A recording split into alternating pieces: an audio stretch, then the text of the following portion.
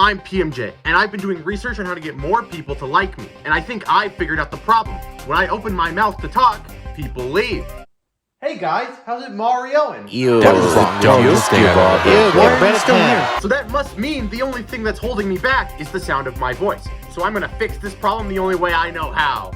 Overanalyzing video games. Well, there goes my biggest potential role model. As many of you have probably heard by this point, Charles Martinet will no longer be voicing the licenseless plumbers of the Mario series. Which means he is completely worthless in my quest of making friends. If Nintendo didn't think he was worth anything, then why should I? And there's all these other characters without their voice changed, so they must be worth more than Charles Martinet. I'll just have to take a look at all of the other Mario characters then to finally be able to improve my voice and make friends. We'll learn the full history of Mario characters and their voice actors, excluding the TV shows, because I don't think there's much to learn from those. Ooga! Yoshi Boogie! And hey, maybe hit the like button on this video because research was uniquely difficult. Actor. God damn it, Jack Black! Most Mario characters didn't get voiced in video games for a while. The NES and SNES had incredibly small file sizes for their games, and having someone speak dialogue would take up a large chunk of the space on the file. That didn't stop Wario's fucking woods. Nowadays, the voice of Mario characters are set in stone, but before they were chosen, someone had to make decisions on what they would sound like. And the first people to take a crack at Toad's voice were the developers of Wario's Woods, and they settled on this. Hello! Is Toad about to tell me to do my chores with the... There's two different voices for Player 1 and Player 2. And they were likely provided by these two names in the special thanks portion of the credits, since they're the only non-Japanese names to be found, and this is pretty decidedly not a Japanese accent. It was a weird decision, but this technically makes Toad the first Mario character to ever be voiced on an official Nintendo console. And with this learning experience, Toad's voice would surely only get better from here. Technically, there were other voice-acted video game Mario roles before Wario's Woods, but they were either not on Nintendo consoles or not voiced in the Nintendo console versions of the game. And they sounded like this. No. And I don't think that's an effective way to make friends, but we will come back around to them if all else fails. All of these odd voices are products of both the early limitations of video games and the fact that Nintendo probably didn't personally sanction all of them. But with the release of the Nintendo 64, we can finally hire random Nintendo employees to voice Mario characters. Yeah, Nintendo didn't start off super interested in wanting to have professional voice acting done on their video games. So, besides the bastard himself, Charles Martinet, every character in Mario 64 was voiced either through sound effects or in the exclusive case of Princess Peach. Nintendo just grabbed the nearest female English speaker they could see and made her do it. And this was the woman in charge of the localization of Super Mario 64, Leslie Swan. Right after she had translated the Mario 64 script into English, the developers went, Now say it to my face, bitch. and then Leslie became the underpaid voice actress for Princess Peach in Super Mario 64. And it's all thanks to you.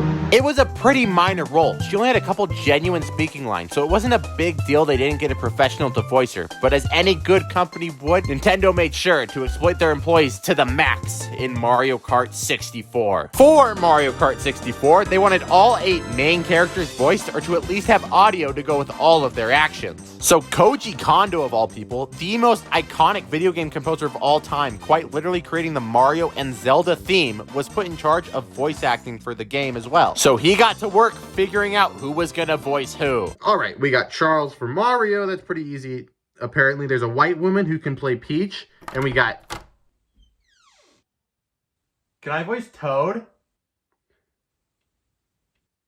Fuck you, you're Luigi! Julian Bardakov was actually the first voice actor to voice act Luigi before Charles Martinet took over. He was a French localizer for Nintendo, and as a 19-year-old, he was flown to Japan to work on localizing Mario 64 into French. And while he was there, he saw a demo for Mario Kart 64 without voice acting. And when it was mentioned to him that the game was going to be fully voice acted, he just asked if he could voice Toad. And I guess someone just told him yes, and he was sent to Koji Kondo to record with him. But Koji Kondo didn't think he fit Toad, and told Julian he'd voice Luigi instead. But then Julian Bardakov got into an argument with Koji Kondo over whether or not he is a Toad voice or a Luigi voice. But after some back and forth, Julian agreed, and he became the voice of Luigi. Luigi is the top! Another person who happened to be in Japan around that time was Thomas Spindler, another localizer for Nintendo in the 90s, who was yet again taken from his German localization job to be a voice actor.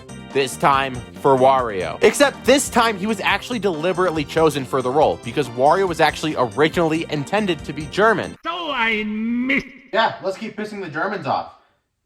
Nothing's ever gone wrong because of that. And finally, Toad, who was also voiced by a random employee, but this time it wasn't a localizer. It was the game tester, Isaac Marshall. And this would mark the beginning of a downward slope. I'm the best! And then Yoshi, Bowser, and Donkey Kong still all use sound effects, though, because they ran out of unwilling localizers. Yoshi, though, would receive a voice just 2 years later in Yoshi's Story from Kozumi Totaka, who was the composer for the game and many other Nintendo games. And he just made random noises into the mic that they then sped up and called it good. Yoshi!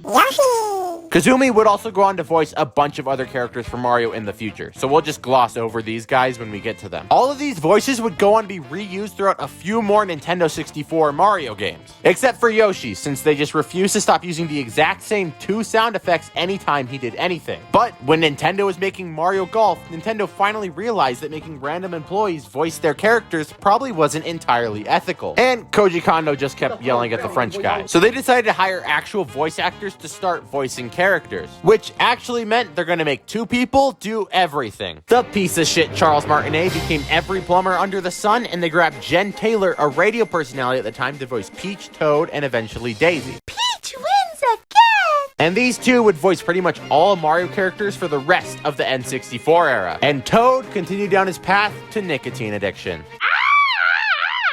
But before we left the N64 era, a couple more characters would get a voice. Donkey Kong would finally receive a voice in Donkey Kong 64, developed not by Nintendo, but a company that they owned at the time, Rareware. It was actually a complete mystery who this voice was up until recently. We could assume it was an employee at Rareware, because otherwise they probably would have credited the voice actor. So that just left an entire company of candidates. But one day, the voice actor just came forward, and it was another composer, Grant Kirkhope. And he's yet again one of the most iconic composers in video games, giving us so many iconic songs, including the DK rap. Apparently, nobody else wanted to voice Donkey Kong, so he just did it. He went into the recording studio and then just started making monkey noises into the microphone, and that became Donkey Kong's voice throughout most of the GameCube era. Okay. This is pretty much the same story as to how Chris Sutherland came to voice Diddy Kong as well, since apparently Rareware thought it was ridiculous to hire real voice actors to voice 2 of the most iconic characters of all time.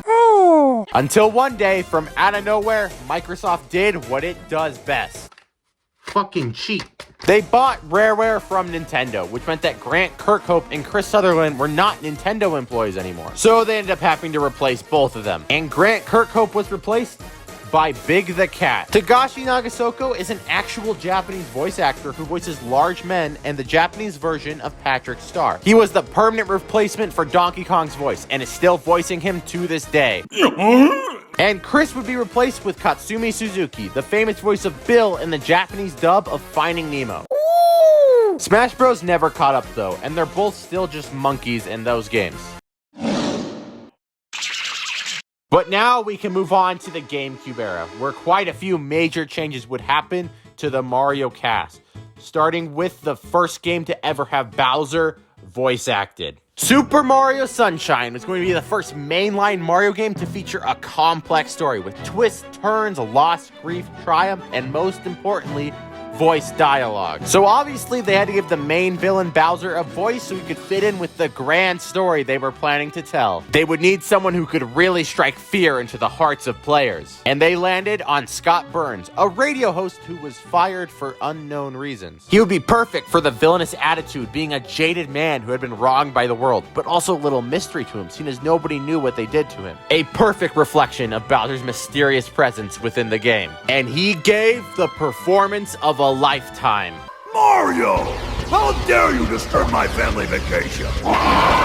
It sucked and Nintendo knew it. So Bowser and most of the Mario characters never spoke full sentences again. Scott Burns still went on to voice Bowser for a while after that, until his voice actor union apparently told him Nintendo was a piece of shit company and he had to leave, so he did. However, it took him a couple of years to actually leave, so Bowser's voice was in limbo for a bit. Over these years, he voice acted in some games, but not all. I assume for complex legal reasons, and Nintendo needed a temporary replacement when he couldn't. So a guy who had just lucked into finding a voice actor acting agent by pure happenstance after bragging about his Scooby-Doo impression, landed the role, and his name was Kenny James. So James and Burns kind of traded off Bowser for a bit until Burns was finally forced out by the union, and then Kenny James was finally able to become the permanent voice of Bowser. Showtime! And as Scott Burns' last hurrah, he voice acted Lubba in Super Mario Galaxy 2.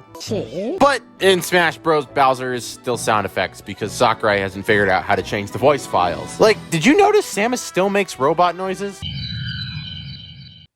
Does implying women are robots count as sexism? I mean, on one hand, ideally they would be. Of course, Bowser wasn't the only character to receive a new voice actor in Sunshine, and we can't forget about the failed abortion. Bowser Jr. is pretty much the actual main villain of Mario Sunshine. He's present throughout the whole game, and he has the second most speaking lines behind Flood. So Bowser Jr. would naturally need a strong voice actor. And they, of course, turn to old shitty children's games. Dolores Rogers was chosen to be the voice of Bowser Jr., with her only voice acting role before this being those old backyard sports games. But she was still able to give a performance on par with the rest of the game's voice acting. I wanna fight that Mario again. I'm sure it's not any of the voice actors' fault that it's like this, but how did this make it to the public? It's never good to have such a terrible first impression, but just like Bowser, Bowser Jr. would never speak in sentences again. And while Dolores would voice Bowser Jr. for a few more games, she would eventually have to step down, and Bowser Jr. would be replaced by a niche Seattle, Washington singer-songwriter. Where the fuck are they finding these people? Katie, terrified to pronounce last name, became the voice for Bowser Jr. from Mario Strikers Charged Onward. And with Nintendo having properly purged all of the voice actors who came on with Mario Sunshine, they were able to move on with the current voices. But for some reason, we gotta add one more person to the main Mario cast. Rosalina would star in Super Mario Galaxy 1 and 2 and was just supposed to be the Mario enabler for that game. Someone like Flood, Starlo, or even Cappy. And they initially chose Mercedes Rose to fill the role, an actor with an oddly positive IMDb that I'm pretty sure she wrote herself. Let us begin. But probably due to a combination of the oddly positive way Rosalina was received and the fact that Nintendo seemed to be leaning into it, she decided to leave the role after just voicing Rosalina in 3 games. And after passing the role around a bit, they eventually landed on Laura Faye Smith, a woman who we can assume has no shame. And she is still voicing her to this day. Here we go. And we have almost all of the modern-day voice actors in place now. But one more thing had to go wrong before we get the full cast of voice actors we know today. Jen Taylor, the voice of Peach and Toad, just left. Fuck you all. They had already replaced her as Daisy's voice a while ago with Deanna Mustard, which was noticeable. Hi, I'm Daisy. But now they needed to find a replacement for Peach and Toad. Nintendo was not ready for Jen Taylor to leave, so this led to a bit of a scramble. And while they were able to reuse a lot of voice lines for other games, in Super Mario Strikers, they needed new voice lines for Toad. And this led to Kelsey Hutchinson temporarily voice acting Toad in Mario Strikers. Next double game. And after that disaster, they panicked and accepted the next commercial voice actor to stumble into the recording studio, and Samantha Kelly became the permanent voice actor of Princess Peach and Toad. Hey, Mario. And Toad would finally reach the final form of nicotine addiction. All right. And from here on, pretty much every Mario character's voice actor hiring was pretty standard. Just hire someone with enough voice acting experience that they'll be good enough, but not so good that they'll be hard to get, and then make them scream into the mic next to Stinky Charles for the rest of their life. I'll still run through a few more quick fun facts about some of the other voice actors though. The WarioWare cast all became fully voice acted, and Jimmy T got voice acted by this guy, who is most famous for dramatic entrance. Dramatic entrance. And then Cat Nana, as well as Mona, got voice acted by... What the hell did this localizer do to end up voice acting so many characters? Oh, she quit. Fawful was voice acted by this woman. She's awesome. Rabbit Luigi's voice actor is attractive. Nobody knows who voice acted Chain Chomps. This guy voices MC Ballyhoo. He's awesome. Welcome to the Star Carnival! And Prince Fluff was voice acted by someone who stars in hentai. And that concludes our study of Mario voice acting. Mario movie cast. Now we know every major voice actor of major Mario characters. It's kind of odd that one of the most well-known franchises of all time has become kind of an outlet for small-time voice actors to put themselves out there. And now a solid chunk of them have been able to land some kind of work outside of Mario that they may not have been able to land before. It's kind of a heartwarming service Nintendo was able to provide to the voice acting community. And if Nintendo was able to put these people out there, then surely they can put me out there. So what are we waiting for? Let's get out there. Why are you still here? here? Let's Kill kill yourself. Well, only one thing left to try.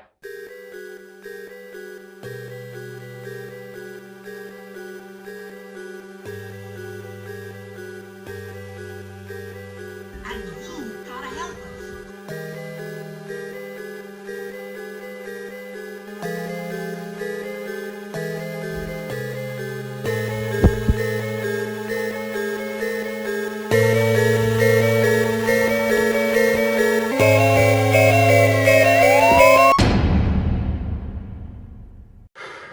I think it worked.